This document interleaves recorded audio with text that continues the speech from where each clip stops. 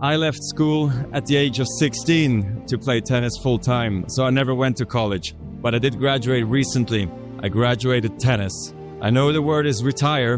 Roger Federer retired from tennis. Retired. The word is awful. You wouldn't say you retired from college, right? It sounds terrible. I've finished one big thing and I'm moving on to the next. Like you, I'm figuring out what that is. I know what it's like when people keep asking what your plan is for the rest of your life. They ask me, now that you are not a professional tennis player, what do you do? I don't know, and it's okay not to know. Today, I want to share a few lessons I've relied on through this transition. Let's call them tennis lessons.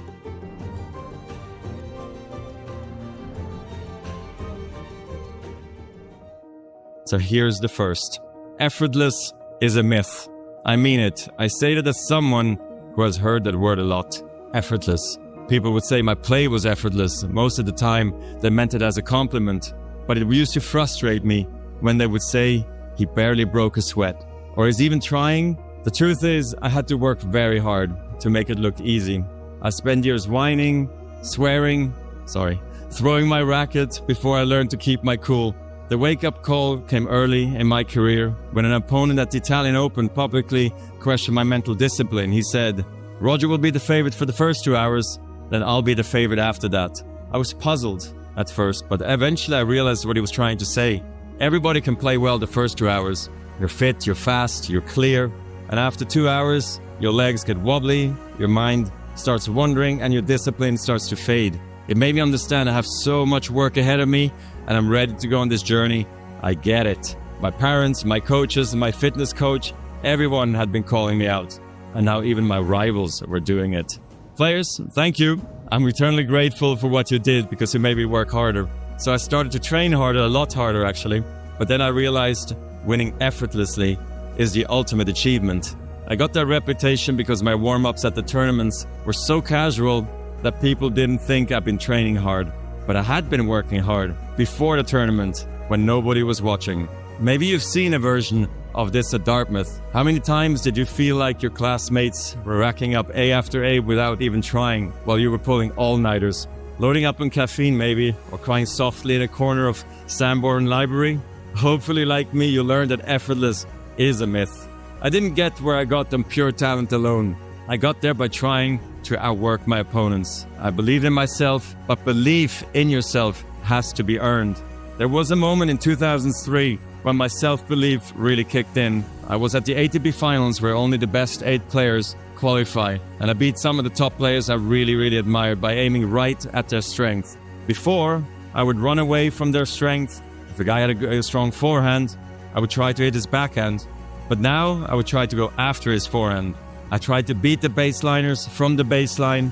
I tried to beat the attackers by attacking. I tried to beat the net rushers from the net. I took a chance by doing that. So why did I do it?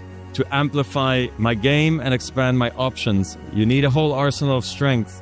So if one of them breaks down, you've got something left. When your game is clicking like that, winning is easy, relatively. Then there are days when you just feel broken. Your back hurts, your knee hurts. I had that a lot. Maybe you're a little sick or scared, but you still find a way to win. And those are the victories we can be most proud of. Because they prove that you can win not just when you're at your best, but especially when you aren't.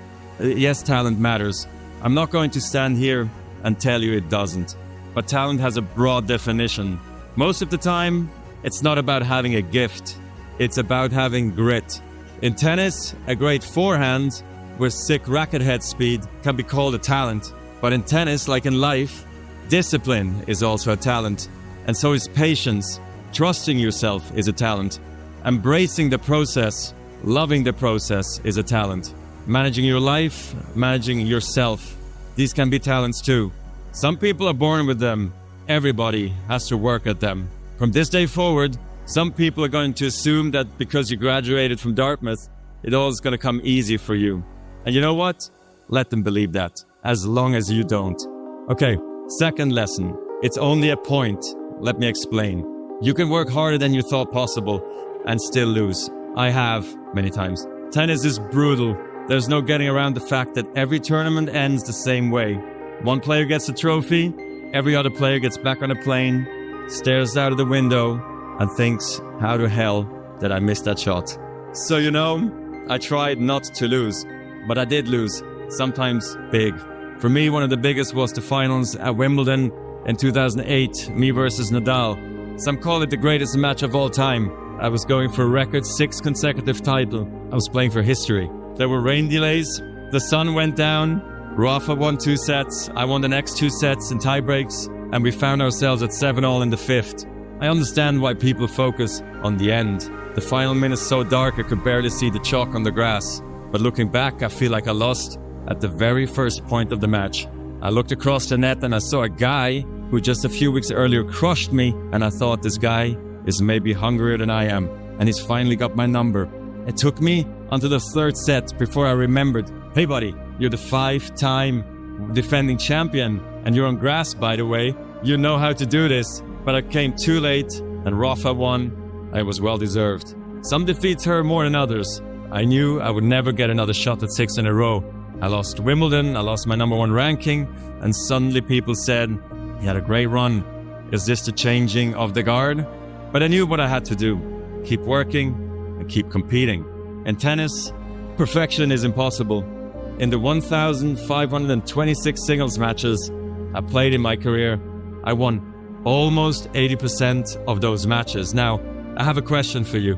What percentage of points do you think I won in those matches? Only 54%. In other words, even top-ranked tennis players win barely more than half of the points they play. When you lose every second point on average, you learn not to dwell on every shot. You teach yourself to think, okay, I double faulted, it's only a point.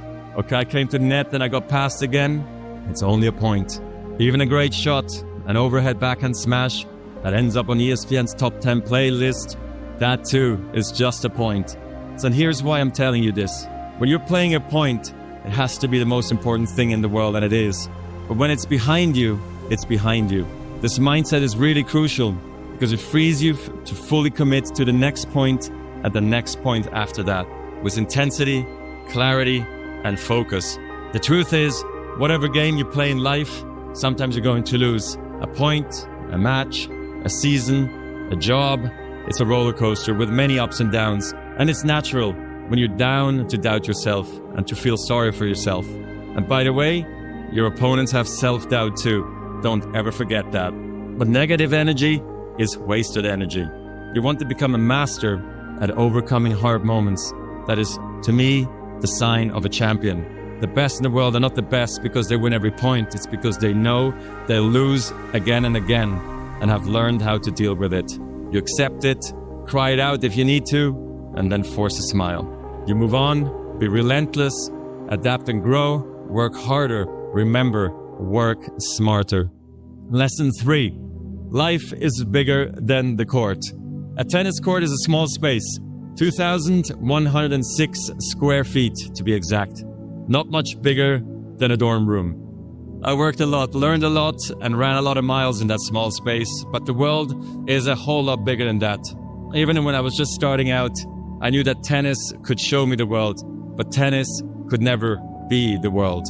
I knew that if I was lucky, maybe I could play competitively until my late 30s, maybe even 41. But even when I was in the top 5, it was important to me to have a life, a rewarding life, full of travel, culture, friendships, and especially family. I never abandoned my roots. I never forgot where I came from. But I also never lost my appetite to see the very big world. I left home at 14 to go to school in the French part of Switzerland for 2 years, and I was horribly homesick at first, but learned to love a life on the move. But these are the reasons I never burned out, maybe. I was excited to travel the world, but not just as a tourist. I realized pretty early that I wanted to serve other people in other countries. Motivated by my South African mother, I started a foundation to empower children through education. Early childhood education is something we take for granted in a place like Switzerland, but in sub-Saharan Africa, 75% of children do not have access to preschool. Think about that, 75%.